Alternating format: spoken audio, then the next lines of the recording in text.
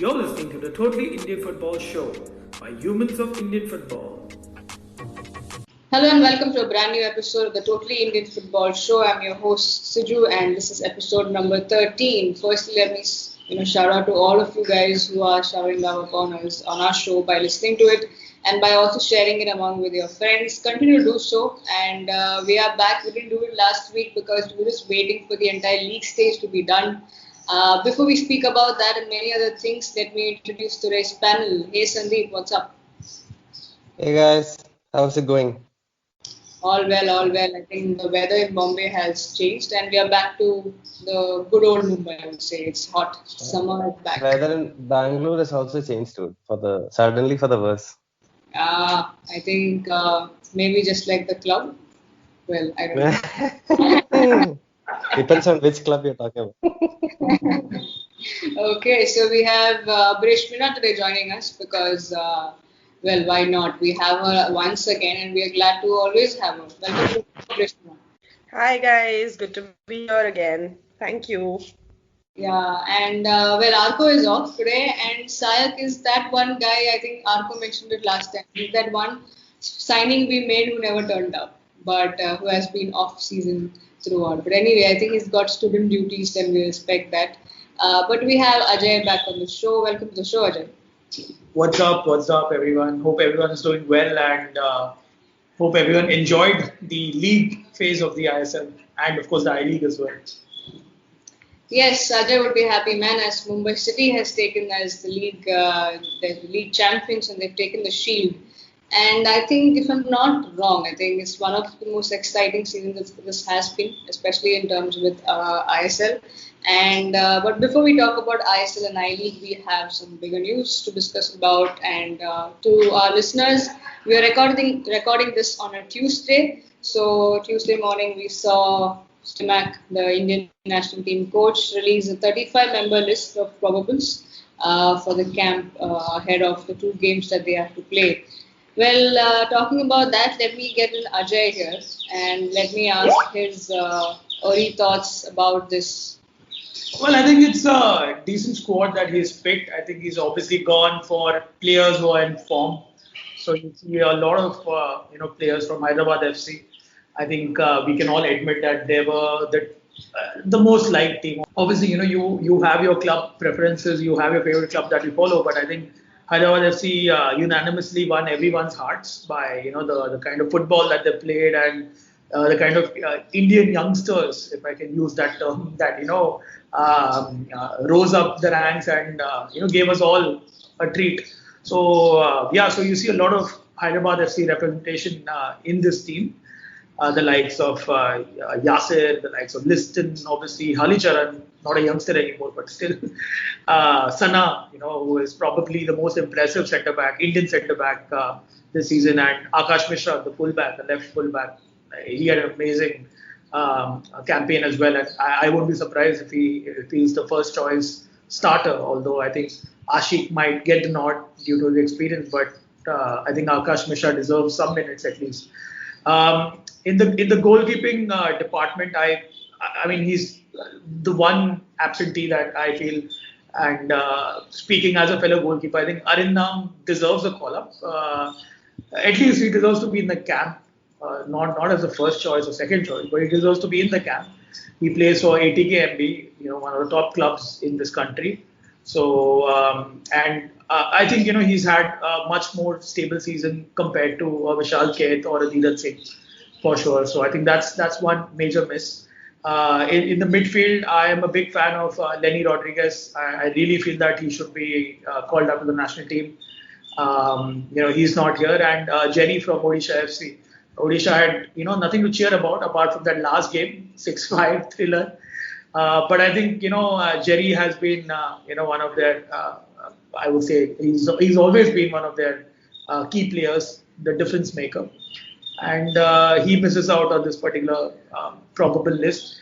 But otherwise, all good. I'm waiting to see Ishan Pandita play. I put up a tweet saying that the future of Indian football is Manveer Singh, Ishan Pandita, and listed up top. A lot of people ask, where's legend, where's Sunil Chetri? But I was indicating towards the the future that's coming up, not the present. So overall, quite happy, and let's see how these guys do. Yeah, I think and one thing that probably makes me happy to see, especially as a Mumbaiker, and is to see Ashutosh Mehta up there, his name up there in the in the list of the probables, and hopefully he makes it the final squad as well, because it was long time coming, and this season he deserved thoroughly with Northeast United being up there, and once again under Khalid, they were known, players like Ashutosh and Jayesh are known to follow Khalid Bhai everywhere that he goes. They won Aizawl as well, but this time it was an Ashutosh under Khalid, and for the first time they made it to the playoffs. So it's really good to see Ashutosh up there as well. Sandeep, let me come to you. Your thoughts on the people who you see in this 35 list, and what would you say about the final squad? Ashu obviously is a very interesting case. I messaged him also because I'm very, very happy for him. He's always been underrated. He's always like a 7 out of 10 performer. May not be the flashiest, but very good, solid performer. So it's nice to see that he made the list. I hope he makes the final 25 as well. And very happy with Mashur Sharif also. Not many people have realized. I think he's sort of gone like a little bit under the radar in terms of all the big names and of the Sanas and the Preetham Kotas and Akash Mishras of the world. And he's gone a little under the radar. I'm very happy to see him in the lineup. Fellow Mallu also, so that also helps. And I'm little of the thing that probably Jerry deserved to be in this, at least in the probables. I don't think he's injured also. Maybe instead of Udanta, maybe he's not shown anything particularly impressive this season. So maybe he could have come there, that I thought. Then otherwise, everything seems pretty decent. He's gone by the form that they are showing. Ishan, I'm not in very obviously not in camp Ishan as it stands, because I really need to see how he plays. But he seems like one of those people, and I've spoken to people at the club also. And he is a very good finisher. Not really sure about his other attributes, but give him the ball in the 6-yard box, he can finish. So that's something India desperately needs. So if he can kick on, and it's interesting, right? Maybe it's the years of those having just that striker to just finish is gone. Like he needs to do a lot of other things. And throughout the whole season, we kept asking, at least I kept asking Juan Ferrando about Ishan, and he kept saying he has to improve other aspects. So he's bringing him on in the last 10-20 minutes to see someone, another body, a reference point up front who can finish. So whether he starts or not, I don't know. But interesting. Rahul KP is also there. That is also quite interesting. Happy for Hitesh as well. And Bipin, just generally looks like a good squad. I don't know who all he'll cut. But please keep Apuya. He is probably the best midfielder we have after Anirudh Thapa. So don't throw him under the bus for any old school names. Yeah, absolutely. The season has just given us some great names, right? And not that we were not of these players, but just that limelight has been on them, and rightly so. Abrishmana, coming to you, your thoughts on the squad and your hits and misses for the 35 problems. Yeah, pretty much. I do agree with Sandeep. The thing that struck me the most was Jerry Movinthanga not being there. I think he was the standout player for Odisha. Yes, of course, Diego Mauricio was there to finish and everything, but I think in terms of the Indian personnel that Odisha had, Jerry was the standout. Even in a season as bad as the one they had, Jerry really stood out with a number of assists. So yeah, for me at least, he's a big miss. At least he should have been in the probables. Other than that, like Sandeep mentioned, he's pretty much gone with the form and everything. Ishan, I think he has Ishan particularly because maybe even if he keeps him in the final squad, he'll be more so used as a substitute only in case of impact substitute. You want to have same as Juan Ferrando used. So he'll be like that only. But other than that, I think it's pretty much like how you would expect it to be after the season in ISL that everyone had. Yeah, and let's move on then. Probably we'll come back to this once we have the final list, and hopefully we'll see some of the names at least making the final cut, especially Ashutosh, just like Sandeep mentioned. Moving on with the week, looking back at the week, and some crazy games that actually went down to the wire in terms of ISL. Indian I League to know, who's going to finish in the top half of the table and bottom half with this new format that they're following. But ISL has been insane, right? And Sunday was the double header that we had, and it was called a Judgment Day. Hyderabad had to win, and Goa needed a draw, but Goa went through with a draw, goalless draw. The match ended. Yes, it broke many hearts. I mean, I'm wearing you can't see me, but I'm wearing a Hyderabad FC polo, thanks to Coach Tangboy. But it has been a season where they have given, I think, most of, like Ajay mentioned, most of the players have made it to the probables from the squad of Hyderabad FC. And we did speak about it. I think we'll probably get someone from the club to speak about the whole season and what they look forward to in the future episodes. But Sandeep, how did what were your thoughts on both the games? Both crucial games because it had to be the points table would change, and it so happened Mumbai City won against ATKMB, Goa got a draw, and we have the 4 teams that has made it to the playoffs: Mumbai City, ATKMB, Northeast United, and Goa. I think before we speak about it, let's talk about Northeast a bit. Sandeep, how happy are you to see this team, especially under Khalid, making it there for the first time? So to be honest, I'm not a big fan of Northeast as an entity, but I am a fan of the kind of football that they played, and I really do like Khalid Jamil. And it's about time that we had an Indian coach who could step up and compete with the foreign coaches and things. And he is sort of a trailblazer in that. And all I wish is Khalid, just please talk to the media a little more because you really need some PR drive behind this. I know you're an excellent coach, but you really need a PR drive because whenever you talk to him, he's not interested. He's not really into all the talking to the media and all those kind of things. He's a very come do my job and leave kind of a coach. But again, you can see what he's done, right? Like Gerard Nuss, you have to give him some credit for sort of starting that he was given, although it sort of trailed away towards the end. And the way Northeast sort of reacted to that and sacking him was, I mean, I still don't agree with that. He was a dead man walking at least a couple of games before finally he got sacked. And I had done an interview with him and I was rushing to put it out for the podcast because I heard that he was probably not going to, stick around much longer. And but Khalid has come in and Gerard Nuss had a very defensively organized team who used to control the game in defense, in the sense that they don't have the ball much, but they're able to sort of not be in a situation where they are under too much danger. That's his style of football at least. And Khalid, he's managed to sort of revitalize. He presses the fullback sometimes. Sometimes he goes for the high press. Sometimes he sits back. He plays on transition well. Sometimes he plays with the proper slow, like little bit slow build up. And sometimes a transition through the wide. Sometimes transition to the center. And so he has become a coach who can do multiple things. He changes his tactics depending on the situation. So very flexible as well. And Northeast United this year, Apuya has been the biggest gift of them all. What an amazing player who can, like Khalid says, play 90 minutes with the same intensity and rhythm. And he can probably be the single, like India goes with the double pivot often if you really want to win the game. Otherwise, they go with a single pivot. And he could be the single pivot if you want to play and win against better teams because he can do that much running. So I'm very happy with Northeast. I hope Khalid goes on to win it. As a neutral, I don't want ATK and Mohan Bagan and Mumbai City, Goa and all. Goa maybe, but yeah, to win. But yeah, Northeast all the way. That's who I'm going to support. And so go Khalid, man. Go win it for us. Abreshmana, how excited are you with this top 4? I mean, somewhere personally, I feel the top 2 teams they have, and it's clearly seen that they have the big budget, so they are there.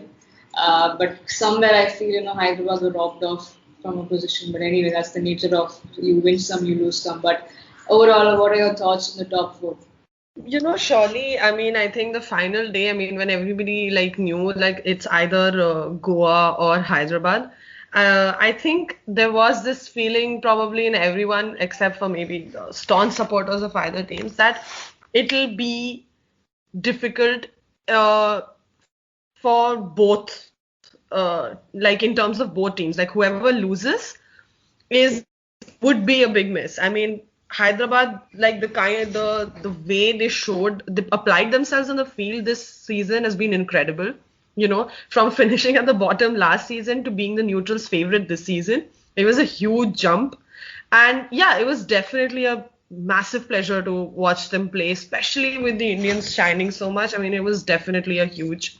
They were definitely huge, but like apart from that, yes, I personally I was happy with Goa qualifying because I think the rebuild that they did this season was equally incredible. I mean, to have almost your entire foreign contingent taken off, and not having your coach as well, going through such a massive overhaul in the season where you have to play the ACL as well. And obviously there's this certain expectation that comes with FC Goa. So yeah, definitely that rebuild was huge, and I was glad to see them make it to the playoffs. I mean, even the final game that they had against Hyderabad, I mean, they did. Yes, of course, there were moments when both the teams looked kind of nervous. I think any other day, perhaps we would have had more goals. Both teams had chances and both teams missed a lot. Especially Hyderabad towards the end, like I mean, it was almost like a you're hard in the mouth kind of situation. But they held on, and for say the past 4 or 5 matches, I think Goa has shown that they can manage a game pretty well, which is something that they will take great heart in when it comes to the ACL and both their semi-final against Mumbai. I mean, that's going to be a grudge match, I'd say. Yeah. Ajay, finally coming to you about this topic, and I'm sure you are the happiest of the lot because Mumbai City has finally taken the shield, and under Lobera, even Lobera gets a kind of a redemption kind of thing. He took a lot of players from Goa and he transported himself to Mumbai City, and he got the shield. Mumbai City will be playing in the ACL next season, but they're up against Goa in the playoffs. But before that, how happy are you with their performance and your overall thoughts on the playoff? Well, yeah, I think it's been a great season to watch. This was always going to be a very close battle, and I think once we were close to the halfway stage of the season, we probably knew that there were just two teams battling for the top spot. Luckily, since last year now, it means something. It means qualification into the Asian Champions League. FC Goa won it last year. They're playing the competition this year. And I think for City Football Group coming in and sort of backing Mumbai City FC, this sends out a strong message. Obviously, they got Lobera and they had the financial muscle to pull off the signings. But as you know in football, getting expensive signings and making them work are two completely different things. Mumbai City FC lost their opening game to Northeast United as well. So, they started with a loss. But after that, until their recent starter, they were quite impeccable. And it was, this game was, pitted against them. They had to play a Habas team, who are clinical in these kind of games. Habas always, history has shown us that he always comes out on top in these kind of games. A typical 1-0 win, This time ATKMB could have gotten the shield with a draw as well. So I think somewhere down the line, you have to credit Lobera and his team for, getting that winning mentality and eventually comfortably winning the game. I don't think so ATKMB were ever in the game. In Mumbai City, right from the outset, dominated proceedings. And overall, from my perspective, I just hope that this boosts Mumbai football because this city deserves to have multiple clubs running. It is I would say to just give you an exaggeration, but the city should have as many clubs as London has. So playing across I League 2 in all divisions, and it's got the legacy given the past. Unfortunately, after Mahindra United and Mumbai FC and Air India folded up, ONGC folded up, there've been no football clubs. So yeah, I mean it's absolutely great for Mumbai football. Hopefully this sends that that kind of I would say that spark where you see a lot more clubs coming from the city that I live in. And overall, I think Abresh Mina has already spoken about Goa and how they sort of had a complete makeover of sorts, but yet managed to be there. ATKMB, I think, would be disappointed considering the investment that they did. I don't think so. I mean, they were far behind in terms of buying players or paying high salaries compared to Mumbai City. But I think they will be disappointed. But Habaz is a king of these playoffs. He knows how to negotiate these two-legged semi-finals at the final. So I wouldn't be surprised if they go on to win the ISL trophy. Lastly, of course, Northeast United. I think Northeast and Hyderabad were two teams that really surprised us, given the shoestring budget that they have, and given that they had a change of coach in the middle of the season. Brilliant. I think Khalid Jamil has not lost a single game. And as Sandeep mentioned, man, we need to give some good PR to this guy. Couple of times that I've met him, he's been very distant. I got a very awkward photo with him where he clearly didn't want to be in the picture. So I think he just sets that benchmark for Indian coaches, pro licensed coaches who always had the ability to sort of make their mark in ISL. But I think he's set it now. This is what an Indian coach can do. So the likes of Richard Hood or even a Pradyum Reddy who I'm sure would swap the commentary box for the touchline right away. I mean that just sets the precedent. Indian coaches are up there with the foreign coaches, at least in this league. So more power to him. Yeah, just like in Khalid would say, "Ha, acha khelna hai, boys played well." So we hope to see that in the mouth-watering encounters that the playoffs promise us. In the coming days, it starts from the 5th. But before I think, Can I add something on Khalid? Sure. If you notice, right, with Khalid, he never ever takes credit for anything.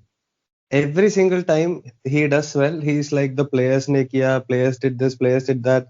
You ask what he did to change Brown's form.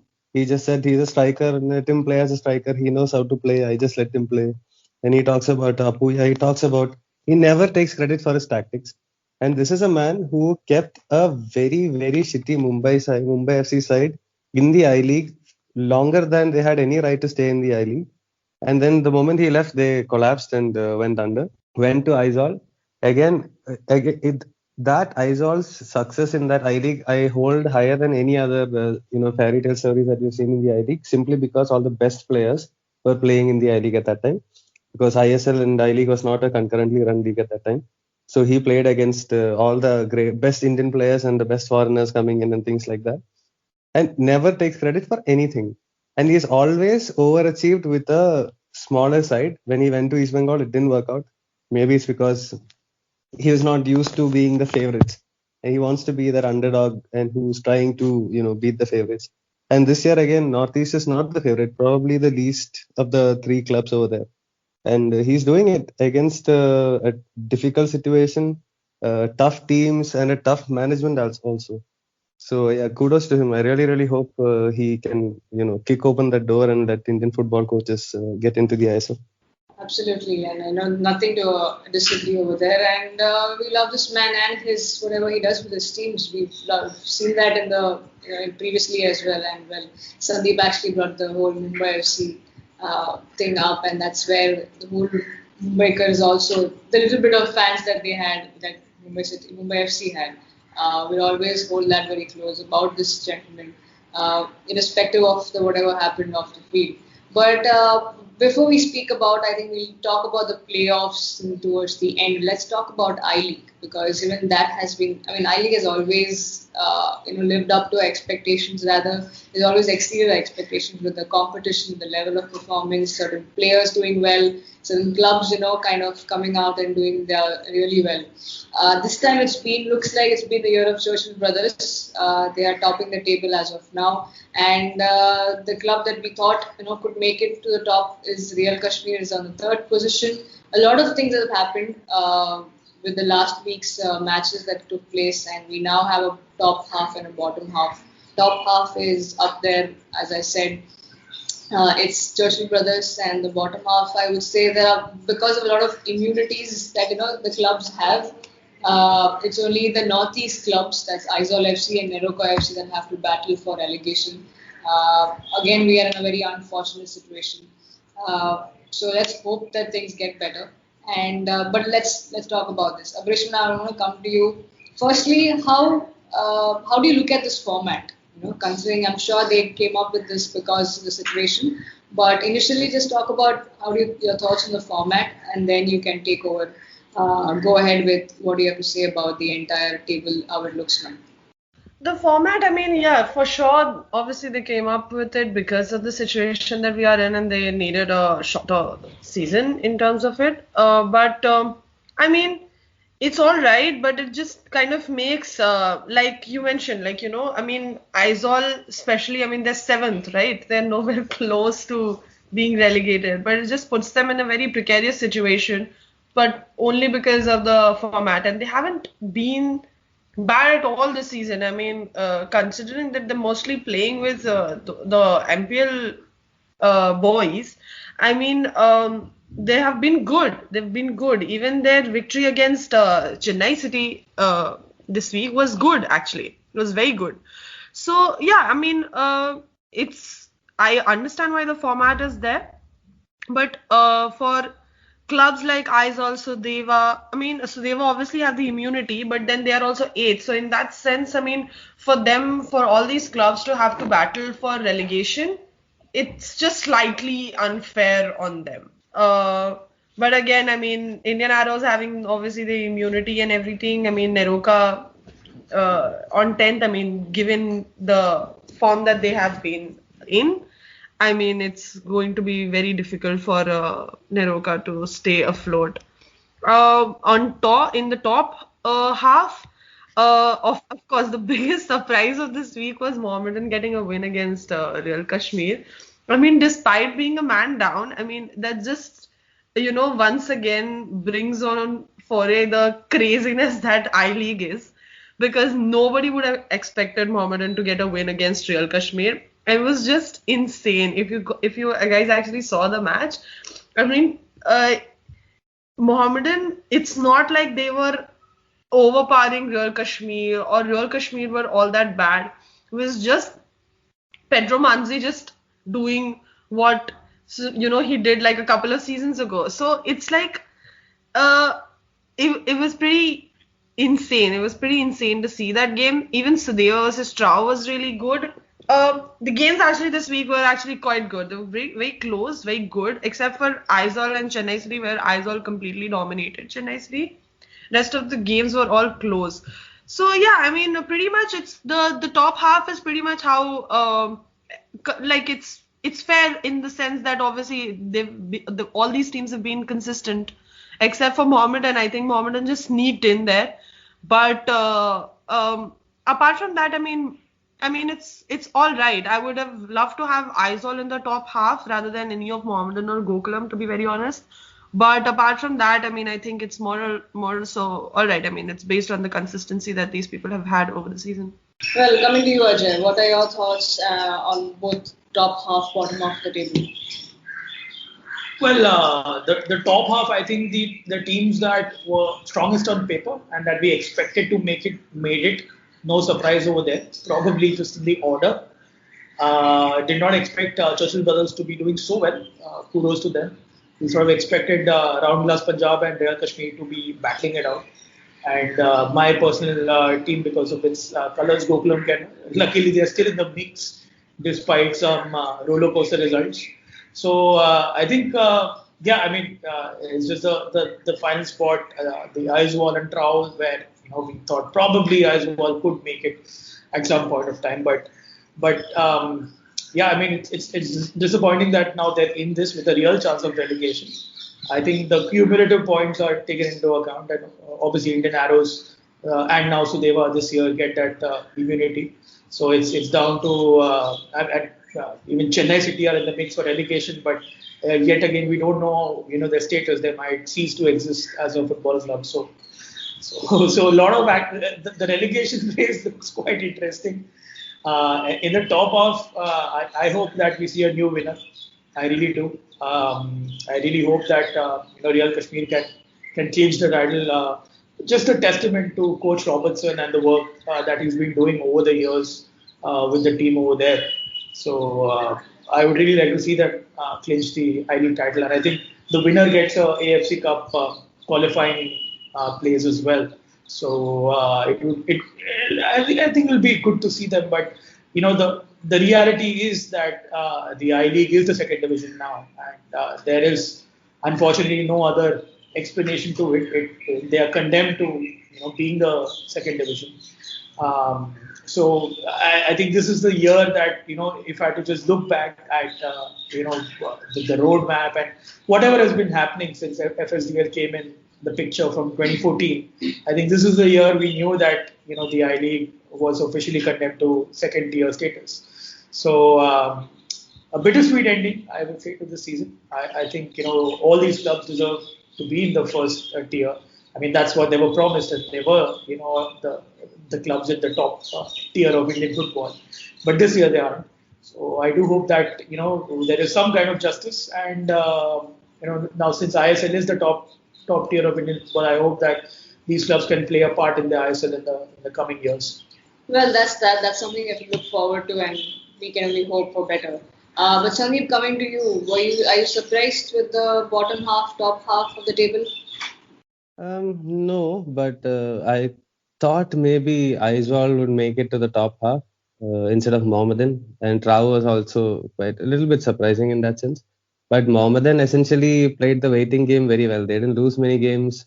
They just stuck around until they managed to get John Chidi and Pedro Mansi, and they came in and changed their fortunes a little bit towards the end of the season, and just about made it. Aizawl, again, I think they probably played the best football of the whole 11 teams. But again, stupid penalty misses to, take a penalty like Jorginho does with that, jump wala take. He missed a couple of them, didn't win against Arrows, which is always going to be a big problem. If you don't beat Arrows, that's 2 or 3 points that you've lost in that game. And the loss against Trau also hit them hard. Trau actually, did quite well living off Torsenov, who will probably move into a bigger club probably next year. So that managed to keep them afloat as well. What I am actually legitimately worried for is this Aizawl Neroka in Chennai, because people may not know this. Chennai City is a massive team in the sense that the local players, they generally come to Chennai City and from there on move into Chennai NFC or I League ISL teams, and they have given the pathway very well. The latest being Romario Jesuraj. Before that, you have Michael Regin, Michael Susairaj, Edwin Sidney Vansport, so many of them, Nandakumar, all of them who have come through Chennai City and then to Chennai. If they go under, I don't know what kind of situation they'll be in. I did speak to Rohit Ramesh recently. They have a lot of plans in the works in terms of a lot of infrastructure work going on in Coimbatore and other things. But if they go down, I don't know what's going to happen. Aizawl again, if they go down, you never know if they might come back again. Robert Wright does not seem to have the same enthusiasm that he used to have before, which is not a bad thing as such. It's just different times. And I think the biggest issue is, and something that I got from speaking to a couple of owners in the I League, is that there's no light at the end of the tunnel. These guys, they are playing at the second division, which has very difficult to get sponsors because they're not shown properly on live television. They're not shown front and center. The marketing is very bad. So difficult to get sponsors. These guys are putting in a lot of money to run this club, especially when the season returns to normal, when they have all the logistics of, renting a stadium, keeping it pristine, and then, paying a match day -1, -2. The lights, money for the light, all these kind of things, they add up a lot of money, and AIFF gives them very little money in terms of subsidies, mostly for travel, that is. So why would they invest so much money? Because honestly, I do not trust that a single I League club will get into the ISL on sporting merit. That is just not going to happen. Last year, sometime they said AFC roadmap and things. I'm sure they'll find some stumbling block. Because till date, there is no written letter, agreement, nothing. It's just hearsay, and this is what they've said, and this is the AFC suggestion, blah blah blah blah. Not a single written word has been given to any of the owners. So why would they believe that they can come up to the ISL when time after time AIFF has lied to them? So honestly, I feel this is going to be a very difficult time for I-League teams because they don't know what to do. And if some of them go down, I very highly doubt that we'll see them back again. Now going up to the top of the table, Churchill Brothers, I think it's their league to lose now because they have quite a comfortable lead already, and they don't concede too many goals. I think they've conceded 4 or 6 goals, and they've been quite consistent in terms of their defense. And going forward, their two foreigners have Zuniga and Luca have scored most of their goals. I think only Bryce Miranda has scored the goal for Indian from an Indian contingent, but he's actually having a very good season. Their backline is also excellent. So it's for them to lose.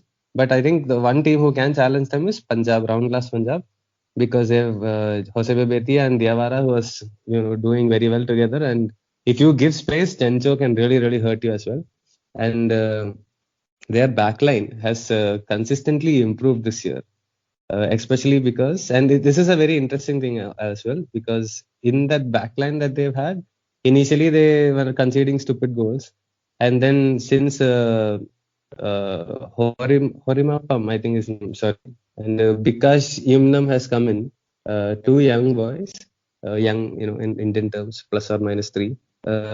These people they've consistently improved, and I think one of them is going to Kerala Blasters for next season, if I'm not mistaken. And they're the only team who I see who can potentially challenge Churchill Brothers for the title. The rest of them, I'm very disappointed in Gokulam Kerala because they play ping pong football and that doesn't really work, and they're very moody also. Sometimes they feel like playing, sometimes they don't. So yeah, but very sad for I-League teams, dude. Honestly, it just feels like absolute stepchild treatment they have been given. Something has to change at some point. Otherwise, the entire landscape and the pyramid of Indian football will be in tatters. Well, yeah, as I said, I mean, just I guess we repeat that and we can really hope for a better, going ahead. But I think finally, let's come down to now ISL playoffs. That's going to start on the 5th. Yes, Ajay, come in. Just sorry, Sinju, to cut you off, but I think Sandeep used a very good word, pyramid, and pyramids are generally tombs for Egyptian kings, and obviously you have a lot of spider webs over there. So just wanted to comment on that. Pyramid, good term, man. Very dark. Hopefully, it doesn't turn out to be tombs for our I-League clubs. But anyway, now finally, as I said, let's look at the ISL playoffs. 4 teams that has made it to the playoffs are Mumbai City FC, ATKMB, Northeast United FC, and FC Goa. And the playoffs begin on the 5th of March. This episode you'll be listening on the 4th of March. So, I mean, nothing better than to listen to the Totally Indian Football Show before the playoffs. Well, I'll start with Abresh Mina. We have FC Goa take on Mumbai City FC. That's the first playoff. And then we have Northeast United versus ATKMB. Thoughts on the first match? And I think playoffs, like we said, is something we can't predict. It's played over 2 legs, and we literally cannot look at how the league stage went by to judge the playoffs. But still, talk about it. Your thoughts on the first game between FC Goa and Mumbai City FC?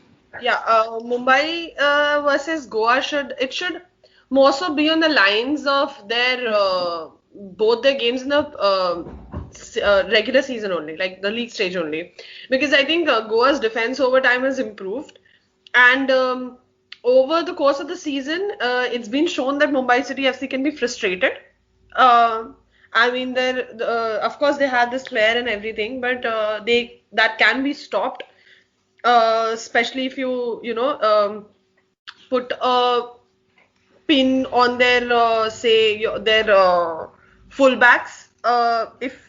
If there's a way that Goa can find to stop their wings, they probably have a good chance. Goa over throughout the season, they've improved a lot in terms of the whole team, in terms of the attack, also in terms of the defense, also. So yeah, I genuinely think that it will be a very interesting game, very interesting, because both the sides are pretty much similar. They're quite similar actually. But I mean, in terms of their defense, it's going to be tricky. It's going to be tricky for Goa more than it's going to be tricky for Mumbai City FC, is what I feel. But over the course of 2 legs, okay, my heart says Goa, but I'm not sure. It may actually go in Mumbai City FC's favor.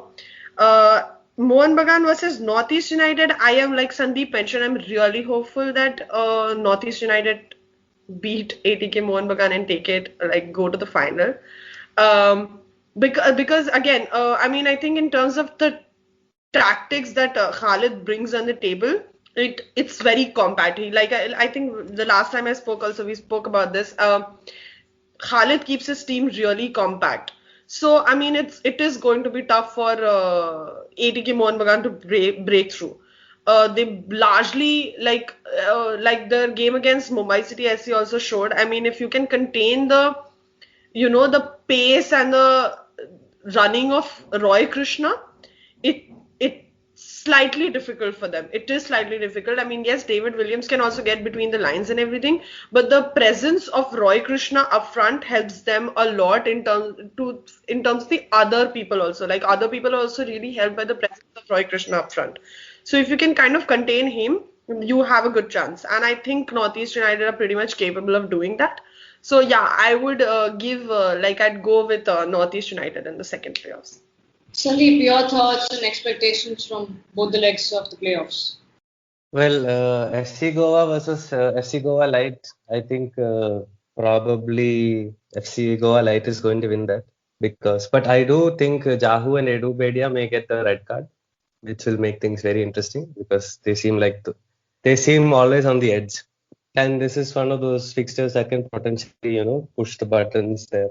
So that would be my prediction there. And for Northeast and Mohan Bagan, the interesting thing is ATK Mohan Bagan, they struggle when you ask them to actually play with the ball.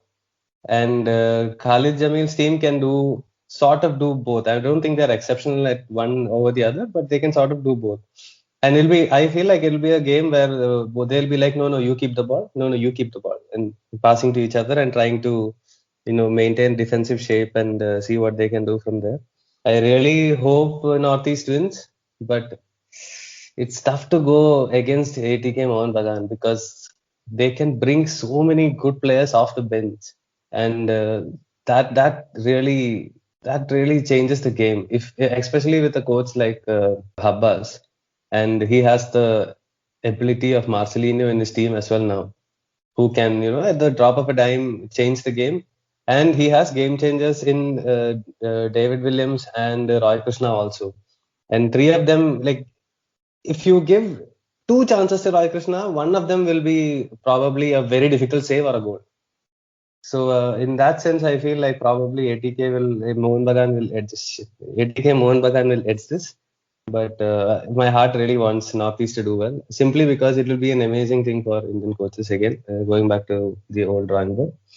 But yeah, that would be, but it would be difficult. Probably ATK Mohan Bagan and Mumbai again in the final, and ATK wins the final. Okay, finally, Ajay, your thoughts and expectations from the playoffs. You know what? I was just going to the website, and the Hero Super Cup website still exists, and I think this is it's going to be a small flavor to this, given the fact that Lobera has won the Super Cup, and he knows how to. This time, I think he's got a better chance to win the cup, and I think it would be incredible that he would win both the trophy as well as the shield. But I think I would probably I feel that it will be an ATKMB versus Mumbai City again in the final, and I think this time Senior Habas would come out on top, given the fact that he's a master at this. This is his trophy from now. And I think that would be a realistic prediction from my end.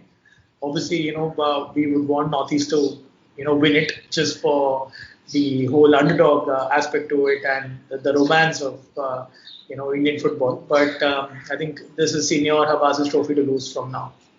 So finally, let me just ask one common question. Though you guys have already said that what you want to see and what you actually predict and who would win the title, but keeping aside our wishes and wants, because that's something that you don't get in Indian football, but to actually talk about what do you think, realistically, who's going to win. So my final question to all three of you, one question. I'll start with Abresh now. Who's winning the ISL? Okay. Who's winning the ISL? Northeast United. Now, I did tell you you have to keep your wants and wishes aside. But if you're still sticking to it, then great. No, if I would have kept my wants in there, I would have said FC Goa. But I'm saying Northeast United because I think they can do it. Okay, brilliant. Sandeep, who's winning the ISL? I hope I'm wrong, but ATK Mohan Bagan, because I also want Northeast United to win the title. Great. I like the first statement better. Ajay? I think, okay, let me be diplomatic and say this. Indian football would be the winner.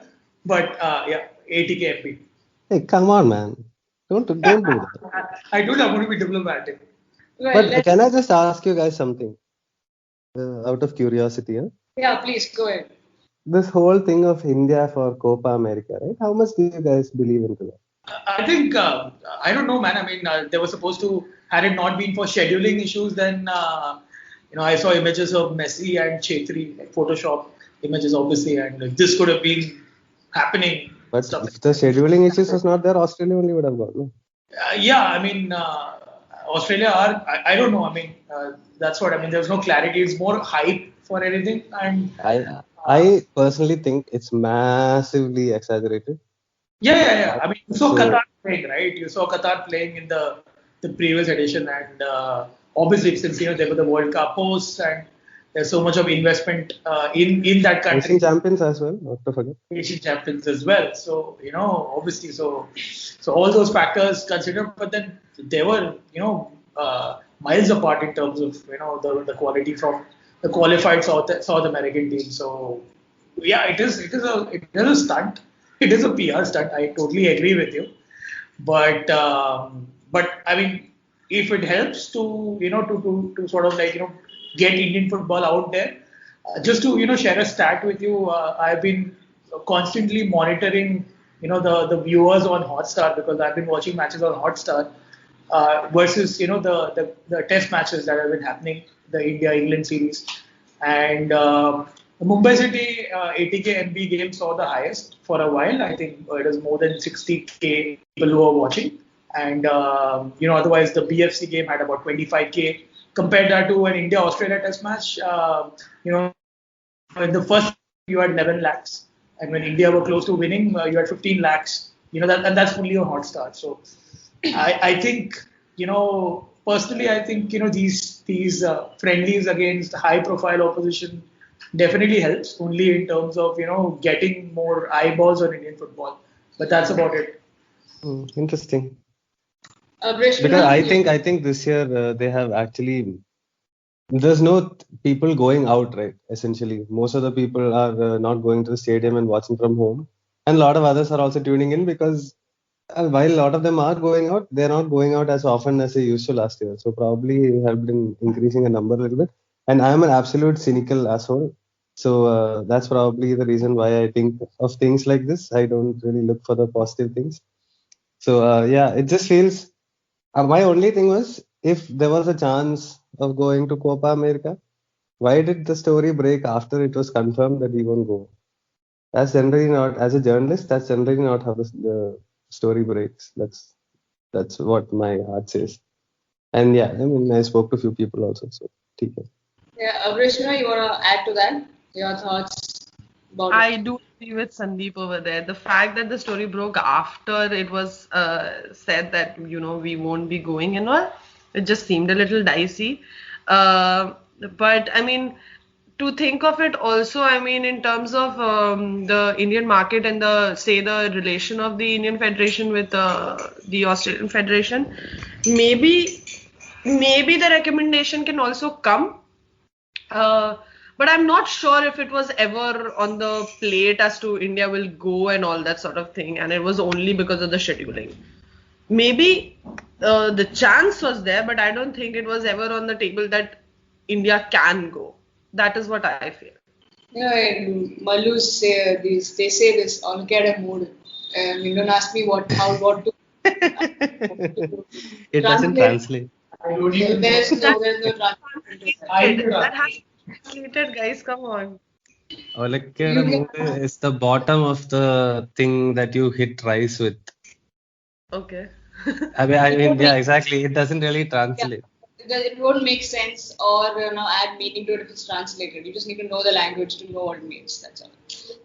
But anyway, you can ask us off the line off this show, and we'll let you know in probably some other examples. But that's about it, guys. And I think one thing that we've ticked off during the course of the show. No, the show is not ending. We are not going anywhere. I'm just saying that we've done with the league stage of ISL. We finally got the name right, ATKMP. Today, everyone, all of us. Even Habas didn't get it right, by the way.